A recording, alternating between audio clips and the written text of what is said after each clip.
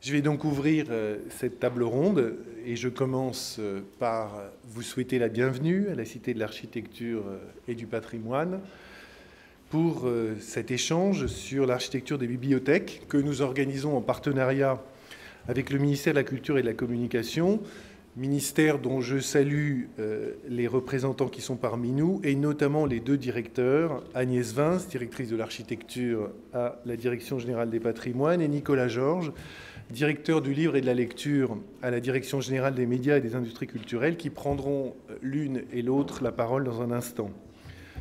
Je salue les architectes qui participent à cette table ronde. Françoise Reynaud, conceptrice de l'Alpha, Bibliothèque centrale du Grand Angoulême.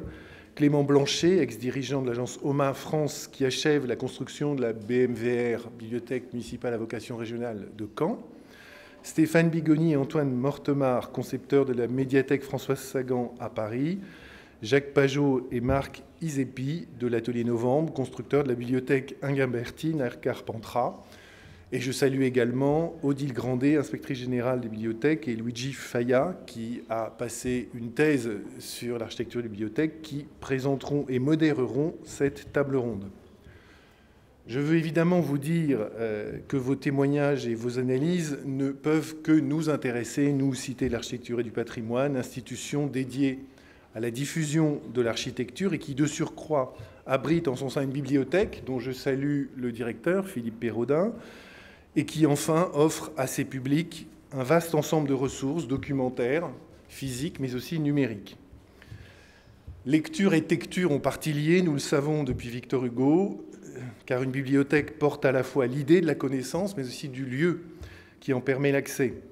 Nous avons tous en mémoire les réalisations emblématiques qui marquèrent profondément le débat architectural des dernières décennies, la bibliothèque municipale de Limoges, conçue par Antoine Riboulet en 1998, qui actualisait la tradition classique de la Sainte-Geneviève de la Brouste par l'usage novateur des rues intérieures, la BMVR de Montpellier de Paul Chemetov en 2000, pour sa pensée heuristique de la gestion des flux d'ouvrages et des visiteurs, la BMVR de Troyes de Pierre Dubessé et Dominique Lyon, dont les qualités plastiques et la réflexion programmatique valurent à ses auteurs le prix de l'équerre d'argent du Moniteur en 2002, ou encore le projet manifeste de Rem Koolhaas pour la bibliothèque centrale de Seattle en 2004, qui posa les enjeux du devenir des bibliothèques à l'ère numérique.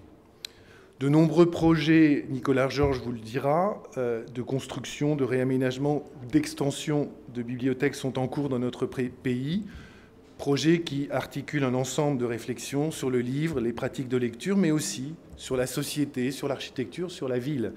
Car la bibliothèque n'est plus seulement un édifice posé dans un paysage urbain, elle contribue de plus en plus souvent et elle constitue de plus en plus souvent un véritable morceau de ville qui crée son propre environnement et qui doit résoudre des problèmes complexes d'infrastructure, d'axes de circulation ou d'interconnexion.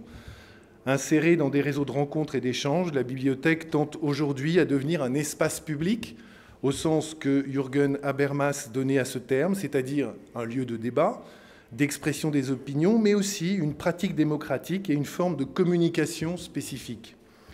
En tant que programme architectural, la bibliothèque concentre de multiples enjeux en matière d'usage, de public ou de typologie spatiale. Elle s'est, depuis longtemps, il faut s'en réjouir, affranchie des limites étroites du fonctionnalisme et ne se contente plus d'être une machine à lire. Elle s'efforce désormais de répondre à des usages mixtes, mêlant les fonctions et connectant les contenus. L'architecte doit ainsi se positionner au cœur des débats qui traversent le secteur et la profession des bibliothèques. Quelle réponse apporter aux attentes des usagers en termes d'accès aux documents, de confort de travail ou de facilité de consultation? Comment intégrer au projet une vaste mixité d'usages, espaces de travail en commun, en groupe ou individuel? Comment organiser une circulation entre les savoirs tout en respectant leurs spécificités? Victor Hugo s'est trompé. Non seulement ceci n'a pas tué cela, mais il n'est plus du tout certain que ceci survive à cela. Peut-être même cela, l'édifice, sauvera-t-il ceci, le livre, en lui donnant un abri, un topos, dans le monde dématérialisé des flux virtuels et des réseaux numériques. Car si le livre, et il faut s'en réjouir, reste présent dans nos pratiques et dans nos mentalités, la lecture sur support traditionnel est hélas en chute continue. Il nous faut donc désormais penser la bibliothèque dans son rapport à l'immatériel. C'est l'un des enjeux du projet de BMVR de Caen, dont nous parlera Clément Blanchet, mais aussi dans sa relation à la transmission, à l'ère du numérique.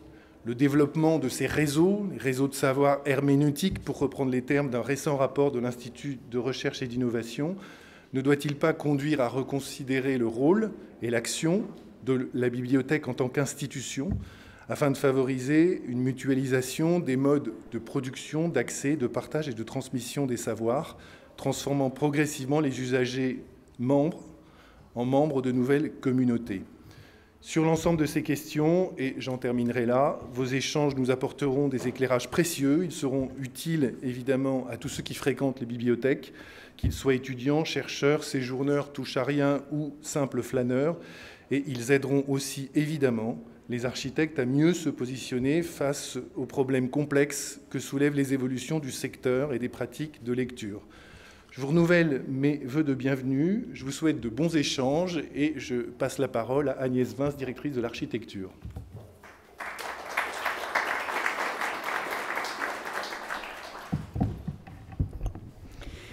Monsieur le Président de la Cité de l'Architecture et du Patrimoine, Monsieur le Directeur du Livre et de la Lecture, chers collègues, Mesdames et Messieurs, je suis très heureuse, bien sûr, d'ouvrir cette table ronde Architecture des bibliothèques, parole d'architecte, autour de l'architecture des bibliothèques, comme vous l'avez déjà souligné, qui s'inscrit dans le programme des Journées nationales de l'architecture qui ont débuté ce matin pour 3 jours. C'est la première édition de ce rendez-vous national qui aura lieu désormais chaque année à l'automne. Comme la ministre de la Culture l'a rappelé, cet événement vise à participer au renouvellement de notre regard sur l'architecture et à en permettre une plus large diffusion. Il faut donc, pour reprendre une expression du rapport de Patrick Bloch sur la création architecturale de juillet 2014, créer un désir d'architecture en donnant un nouveau souffle aux actions de sensibilisation de tous les publics.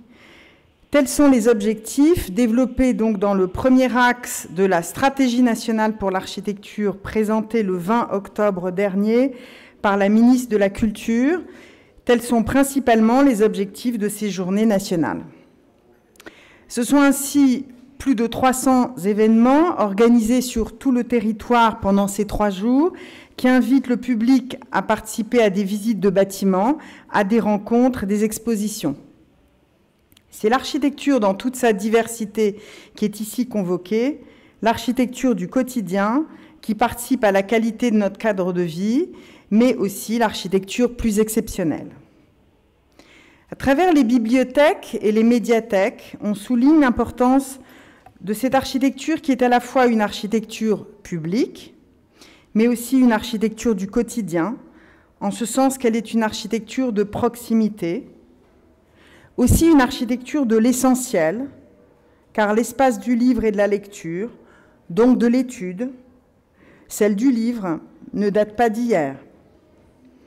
Si les lieux de référence sont nombreux, la bibliothèque d'Alexandrie, celle de Scharun à Berlin, d'Asplund à Stockholm, la Bibliothèque nationale de la Brouste, rue de Richelieu, celle plus nombreuse d'Alvar Aalto en Finlande, tous ces exemples montrent que l'architecture de la bibliothèque peut être un espace de l'intime et de l'universel. À travers cette architecture des bibliothèques, c'est aussi une architecture à la portée de tous, ouverte à tous et à toutes générations confondues, qui a donc potentiellement un rôle pédagogique important de sensibilisation à l'espace pour le plus grand nombre. On ne compte pas les exemples de bibliothèques au XXe siècle qui sont à la fois des enjeux de développement de la lecture populaire, mais également de la lecture publique, par la création d'équipements dans des espaces urbains parfois délaissés. Et je remercie donc ceux qui aujourd'hui sont ici à la porte de cette institution pour attirer notre attention sur une des bibliothèques rondes de Clamart, cette fameuse bibliothèque conçue par l'atelier de Montrouge. La sensibilisation à l'architecture se fait bien sûr par l'intermédiaire d'événements ou d'expositions, mais cette pédagogie passe surtout par la pratique des lieux, par la pratique de l'espace. Ainsi, le ministère de la Culture se doit d'être un moteur exemplaire dans la promotion de cette architecture de qualité, que ce soit en tant que maître d'ouvrage, à travers l'OPIC, par exemple, pour de nombreux équipements culturels, ou en tant que participant au financement, partenaire des collectivités, maître d'ouvrage, pour les nombreux équipements culturels, comme les médiathèques. Au-delà des objectifs de diffusion de ces journées, la stratégie nationale pour l'architecture porte aussi la volonté de développer l'innovation, l'expérimentation en architecture, à travers notamment la promotion du permis de faire, qui a été inscrite dans l'article 88 de la loi relative à la création, à l'architecture et au patrimoine. Cette disposition législative donne la possibilité de procéder à des expérimentations dans le domaine des équipements publics notamment, et de déroger à certaines règles de construction tout en respectant l'esprit et l'objectif des normes afin de construire différemment, de libérer les imaginations. Cette expérimentation par l'exemple construit se rapproche de ce que font les équipes de maîtres d'œuvre et d'ouvrages des bibliothèques et médiathèques depuis de nombreuses années, en s'adaptant à chaque fois à un contexte et à un public spécifique, et à l'évolution des moyens de communication, numériques en particulier, en cherchant à offrir, à travers chacun des projets, des espaces de qualité et des services optimisés, que ce soit dans des opérations de réhabilitation ou dans des constructions neuves. Je remercie la Cité de l'Architecture et du Patrimoine et son président Guillaume Salem d'accueillir cette table ronde au sein de son établissement, ainsi que mon collègue Nicolas Georges, directeur du livre et de la lecture, et son équipe, notamment Thierry Clerc, chef du bureau de la lecture publique, ainsi que bien sûr Philippe Perrodin, responsable de la bibliothèque de la Cité, pour l'organisation de cet événement. Je profite de cette occasion pour me réjouir également de la collaboration mise en place cette année entre les services du livre et de la lecture, qui se poursuivront en 2017, je l'espère.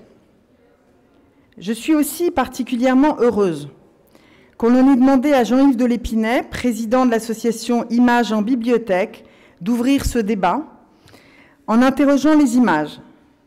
Le service de l'architecture soutient depuis 2 ans Images en bibliothèque afin de sensibiliser les médiathécaires, je ne sais pas si ça s'appelle vraiment sur ce nom, et les bibliothécaires à l'architecture. Il s'agit ainsi d'aider les partenaires du mois du film documentaire un peu partout en France à monter des cycles de projection autour d'une thématique architecturale qui sera cette année le logement. Par ailleurs, Images en bibliothèque propose à ceux qui le souhaitent une session de formation spécifique à l'architecture. Vous êtes notre partenaire pour la stratégie nationale pour l'architecture et je vous en remercie. Le montage audiovisuel que Jean-Yves de Lépinay a préparé en vue de cette soirée va interroger, s'il en est encore besoin, le lien étroit qui existe entre le cinéma et l'architecture, questionner la représentation de la bibliothèque et son éventuelle évolution avec la mutation de la société. Je vous remercie et vous souhaite de fructueux échanges.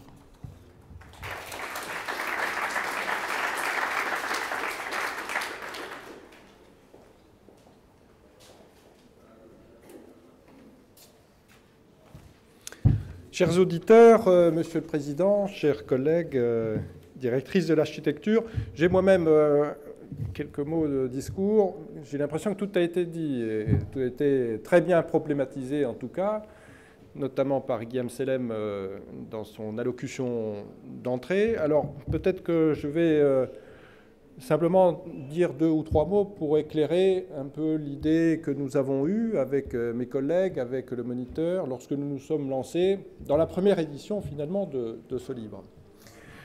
Concevoir et construire une bibliothèque. Nous allons faire parler des architectes dans un instant, et ce livre ne s'adresse pas aux architectes. En tout cas, ce n'est pas du tout dans ce sens que nous l'avons conçu. Il se trouve qu'avant d'être à la direction du livre, j'ai été à la direction des musées et j'ai participé à la construction d'autres équipements culturels. Les musées, au moment où, bien ma foi, comme en l'an 1000, où la France se couvrait d'un blanc manteau d'église, dans les années 80-90, on rénovait beaucoup les musées et on a beaucoup construit d'équipements nouveaux. Et je travaillais avec des architectes conseils de la direction des musées. Moi, j'étais à l'inspection générale. On formait des tandems efficaces, je trouve. Et on menait un travail intéressant de conseil aux collectivités territoriales qui étaient maîtres d'ouvrage.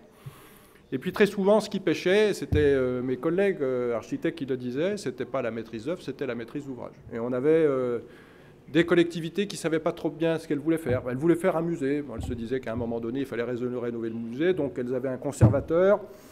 Et puis, elles ne savaient pas trop comment mettre leur conservateur, leur directeur de musée en route. Et puis, au bout du compte, qu'est-ce qu'on disait? On disait à l'architecte, faites-nous tout, d'une certaine manière. L'architecte était chargé non seulement de construire un immeuble, d'imaginer les espaces, de les mettre en ordre, mais également de concevoir l'ensemble du projet politique, finalement, et de se substituer à la collectivité territoriale, et de faire le travail des élus. Et c'était vraiment très fréquent. Et quand je suis arrivé à la direction des bibliothèques, eh bien, je me suis rendu compte qu'on construisait aussi beaucoup de bibliothèques, j'y reviendrai dans un instant. Et puis c'était la même chose, finalement. Et c'était même encore pire, parce que au musée, on avait mis en place toute une méthodologie, qui était la méthodologie du projet scientifique et culturel, qui visait à responsabiliser les élus et les maîtres d'ouvrage en leur disant « Exprimez-vous, que voulez-vous faire? Écrivez-le, travaillez avec vos professionnels pour écrire ce que vous souhaitez, de manière à ce que les architectes puissent travailler ensuite en pleine confiance et traduire finalement dans leur métier votre intention. » Et donc je me suis rendu compte que ça, même dans les bibliothèques, on ne l'avait pas. Alors je me suis dit avec mes collègues, on va rénover un ancien instrument qui était Bibliothèque dans la Cité. On avait rencontré le moniteur qui était d'accord pour travailler avec nous. Eh bien, on va travailler non pas pour les architectes, mais pour les élus. Et on va faire un outil pour les élus. Et pour les maîtres d'ouvrage, et puis pour les directeurs d'établissement également. Et en leur montrant la voie, en disant, voilà, qu'est-ce que c'est qu'un bon maître d'ouvrage? Et voici un instrument qui doit vous servir à être de bons maîtres d'ouvrage, à faire votre boulot d'élu, à faire votre boulot de responsable politique, et puis vous, professionnels des bibliothèques, à faire votre travail de responsable, c'est-à-dire à dialoguer avec vos élus, de manière à ce qu'on ait quelque chose qui ressemble à un projet politique, parce qu'une bibliothèque, un musée, c'est d'abord un projet politique. C'est un projet d'une collectivité à l'intention de ses habitants. Et un architecte, aussi doué soit-il, il ne fera pas ce travail. Ce n'est pas son boulot, d'ailleurs. Il a un autre travail à faire. Et il doit dialoguer dans un dialogue qui peut être difficile, fructueux, mais en tout cas, ce n'est pas à lui de le faire. Voilà, donc on a fait ce travail avec Bibliothèque Concevoir et Construire, pour les maîtres d'ouvrage. Alors, bien entendu, je pense que les architectes y trouveront aussi un certain nombre de choses utiles, surtout quand ils n'ont jamais construit de bibliothèque, parce qu'il faut bien y commencer un jour. Et puis on souhaite qu'il y ait toujours de nouveaux architectes qui s'y collent et qu'on ne soit pas toujours à travailler avec les mêmes, même si ceux qui travaillent sont tout à fait talentueux. Mais c'est l'état d'esprit dans lequel nous avons travaillé. Et j'espère effectivement que c'est un outil utile, en tout cas c'est une sorte de succès de librairie, le moniteur pourra nous le dire, nous en sommes à la 2e édition. C'est un outil utile pour les maîtres d'ouvrage. Alors un outil pour les maîtres d'ouvrage, pourquoi? Parce que moi, ça m'arrive quand je me déplace d'avoir encore des élus. Alors c'est moins le cas aujourd'hui, mais il y a 2-3 ans. Mais enfin, monsieur le directeur, pourquoi est-ce qu'on construit une bibliothèque, finalement? Google donne tout, Amazon donne tout, le numérique donne tout, puis les livres, ça n'existe plus. Puis Jeff Bezos nous a dit, et puis le patron d'Apple nous a dit que le livre était fini. Bon, alors déjà, la bibliothèque, c'est pas seulement du livre, c'est d'autres médias, vous le savez, qui sont d'ailleurs passés déjà en mode digital depuis bien longtemps, ce qui n'empêche pas qu'il soit toujours présent dans les bibliothèques. Et puis aujourd'hui, on en revient de ce discours, et on se rend compte qu'on a besoin tout de même d'inscription de lieux physiques dans les cités. Et on continue à construire des bibliothèques, même avec le digital. Alors c'est des bibliothèques, on va y revenir sans doute, qu'il faut penser autrement. Je ne sais pas trop bien, d'ailleurs, comment il faut les penser. Et finalement, la manière dont il faut les penser aujourd'hui, c'est ce qui fait l'intérêt du travail entre des politiciens à la charge des collectivités et des architectes et des professionnels. C'est ce travail d'anticipation, finalement, qui est intéressant. Mais on construit toujours des lieux de bibliothèque. Et d'ailleurs, on construit beaucoup, puisqu'on a des instruments financiers, on a la dotation générale de décentralisation, l'État, 80 millions qui s'ajoutent aux millions dépensés par les collectivités. Donc on coule encore beaucoup de béton. Et ça, il faut le dire. Et c'est important de le dire. On a besoin de ces lieux. D'où l'intérêt de ce livre. Alors, on a fait une 2e édition, on a changé un certain nombre de choses. On n'est pas allé aussi loin que j'aurais bien aimé qu'on aille. Finalement, c'est toujours là aussi un travail en progrès. Je ne sais pas combien de temps je resterai directeur du livre, je ne sais rien. C'est des métiers dangereux, en tout cas, et on peut se faire remercier assez rapidement. Mais enfin, je ne sais pas si je suis encore quelques années directeur, si c'est un nouveau succès commercial. Et si on fait une 3e édition, moi j'imaginerais bien quelque chose où on oublierait la bibliothèque, d'une certaine manière, c'est-à-dire l'enveloppe. Vous avez vu que sur la couverture, on présente des projets, et c'est toujours comme ça, l'élu, il est content, il coupe son ruban, il a un beau bâtiment. Je crois que l'avenir de la bibliothèque, il est moins là, finalement, qu'à l'intérieur. Et aujourd'hui, le grand enjeu, c'est celui des usages. Comment, je vais employer un mauvais mot, mais comment est-ce que nos usagers, les gens qui vont dans ces lieux, vont-ils consommer ces espaces d'une certaine manière? Comment vont-ils s'en emparer? Comment vont-ils prendre possession de la bibliothèque de Caen? Comment les flux vont s'organiser? Comment ils vont y trouver leur espace personnel? Comment les différentes communautés de jeunes, de moins jeunes, d'anciens, de lycéens, de gens qui ont besoin de calme, comment tout ça va cohabiter pour faire une sorte de microcosme finalement de la cité? C'est ça un peu la bibliothèque. En tout cas, celle qu'on essaye de faire. Comment c'est une réflexion en réduit d'une cité et d'une communauté. C'est un peu ça l'enjeu qu'on essaye de trouver avec ces lieux aujourd'hui. Donc, enlever les enveloppes, ne plus penser aux enveloppes, à l'inscription d'un beau bâtiment sur un lieu, sur un terrain, être moins fixé équipement, en quelque sorte, construction d'équipement, pour vraiment penser l'usage, la possession, la prise de possession, la circulation des publics dans ces lieux. Ça, c'est l'enjeu. Et j'aimerais que finalement, le prochain volume, je dis à mes collègues aussi, on puisse arriver à faire quelque sorte, en sorte que ce challenge-là soit rempli. Et finalement, qu'on arrive à un livre où on ne parle plus ni d'architecte ni de bibliothécaire, ça m'intéresserait finalement. Voilà. Alors, mais c'est peut-être le demain.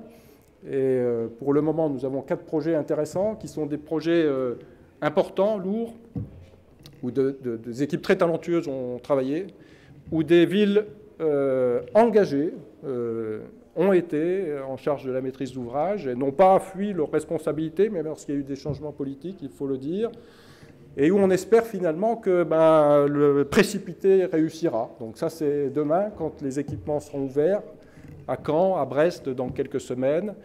Et pour nous, c'est effectivement toujours ce progrès, ce travail en progrès qui compte et qui fait que la bibliothèque compte toujours aujourd'hui, et peut-être encore plus demain, comme un équipement central, fondamental du fonctionnement de nos cités. Voilà, donc place au débat. Merci à la Cité de nous accueillir et puis bonne audition à nos nombreux auditeurs ce soir. Merci.